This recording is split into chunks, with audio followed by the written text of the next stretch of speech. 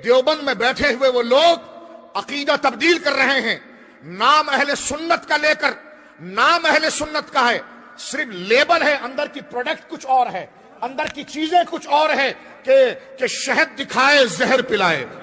سونا جنگل رات اندھیری، چھائی بدلی کالی ہے، سونے والوں جاگتے رہنا، چوروں کی رکھوالی ہے، داڑھی کی صورت میں ڈکیت آ گیا ہے، چور اندر سے چور ہے لیکن جبہ پہنا ہوا ہے، داڑھی اس نے رکھی ہوئی ہے، مسجد میں آ کر بیٹھا ہے، اس کی چوری کیسے پکڑی جائے گی؟ اس کی چوری داڑھی سے نہیں پکڑی جائے گی، داڑھی تو سکھ بھی رکھ لیتا ہے، پتا کیسا چلے گا یہ داڑھی اسلام والی ہے یا سکھوں والی ہے؟ وہ عقیدے سے پتا چلے گی، تو وہ عقیدہ کس کا ہے؟ امام احمد رضا کا ہے۔ ان لوگوں کو علماء دیوبند کی برائیاں کرنے کے علاوہ اور علماء دیوبند پر جھوٹے الزامات لگانے کے علاوہ کوئی دوسرا کام نہیں ہے۔ اب ایک الزام یہ لگا رہے ہیں کہ علماء دیوبند میں بیٹھے لوگ عقیدہ تبدیل کرنے کا کام کر رہے ہیں، تو میں ابھی ثابت کرتا ہوں کہ عقیدہ تبدیل کرنے کا کام کون کر رہے ہیں۔ سب سے پہلے قرآن مجید کے اندر اللہ تبارک و تعالی نے فرمایا کہ ان اللہ و ملائکتہ یصلون علی النبی یا ایھا الذین آمنوا صلوا علیہ وسلموا تسلیما۔ تو اللہ تبارک و تعالی نے اس آیت شریفہ کے اندر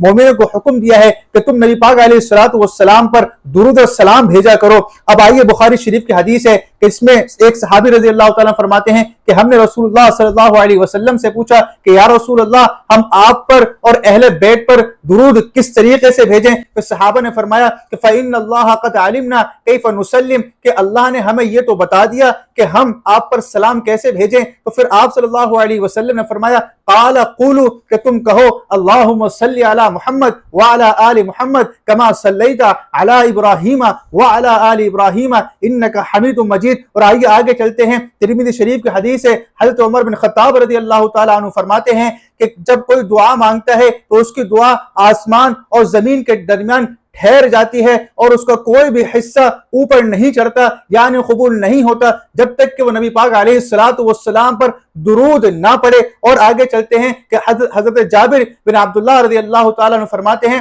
کہ نبی صلی اللہ علیہ وسلم نے فرمایا کہ فَاذْكُرُونِي فی اول الدعاء وفی وسطہ وفی آخر الدعاء، کہ تم مجھے دعا کے شروع میں بھی یاد رکھو اور تم مجھے دعا کے آخر میں بھی یاد رکھو، یعنی مجھ پر درود پاک پڑھا کرو۔ اور آگے چلتے ہیں، حضرت انس بن مالک رضی اللہ تعالیٰ فرماتے ہیں کہ نبی صلی اللہ علیہ وسلم نے فرمایا کہ جو مجھ پر ایک مرتبہ درود پڑھتا ہے تو اس پر 10 رحمتیں نازل ہوتی ہیں، اور جو 10 مرتبہ درود بھیجتا ہے تو اس پر 100 رحمتیں نازل ہوتی ہیں۔ تو سامعین کرام، قرآن کی آیات اور احادیث مبارکہ سے ہمیں یہ معلوم ہوتا ہے کہ نبی صلی اللہ علیہ وسلم پر درود پڑھنے کا حکم ہمیں اللہ نے دیا، اور نبی پر درود پڑھنے کا طریقہ ہمیں نبی نے بتایا، اور درود کی فضیلت ہمیں یہ بتائی گئی کہ اپنی دعا کو قبول کروانے کے لیے اول اور آخر نبی صلی اللہ علیہ وسلم پر درود بھیجا جائے، اور درود پڑھنے پر رحمتیں کتنی نازل ہوتی ہیں تو ہمیں یہ بھی بتایا گیا۔ اب آئیے چلتے ہیں کہ عقیدہ تبدیل کرنے کا کام کون کر رہا ہے۔ تو میں آپ کو بتاتا ہوں کہ مفتی یار خان نعیمی اپنی کتاب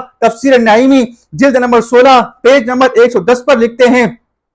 کہ اور یہ مسئلہ بھی یاد رکھنا ضروری ہے کہ نماز والا درود ابراہیمی صرف نماز میں پڑھ سکتے ہیں، نماز کے علاوہ پڑھنا گناہ اور ناجائز ہے۔ اب مجھے بتائیں سامعین کرام کہ جو درود کے پڑھنے کا انکار کر رہا ہو، جو درود کے پڑھنے کو گناہ بتا رہا ہو، جو درود کے پڑھنے کو حرام اور ناجائز کہہ رہا ہو، کیا اس کا عقیدہ صحیح ہو سکتا ہے؟ کیا اس کا تعلق اہل سنت والجماعت سے ہو سکتا ہے؟ نہ اس کا عقیدہ صحیح، نہ اس کا تعلق اہل سنت والجماعت سے ہو سکتا ہے۔ اور مجھے کہنے دیجئے کہ بریلی میں بیٹھے یہ لوگ عقیدہ تبدیل کرنے کا کام کر رہے ہیں، ان کا تعلق اہل سنت والجماعت سے نہیں ہے، صرف ان کے نام پر لیبل لگا ہوا ہے اہل سنت والجماعت کا، اور ان کے اندر سارا پروڈکٹ خراب ہے اور سارا پروڈکٹ شرک و بدعت سے بھرا ہوا ہے۔ اور مجھے کہنے دیا جائے کہ سونا جنگل رات اندھیری شاہی بدلی تاری ہے، سونے والے جاگ جاؤ، ان بریلیوں کی پہرے داری ہے۔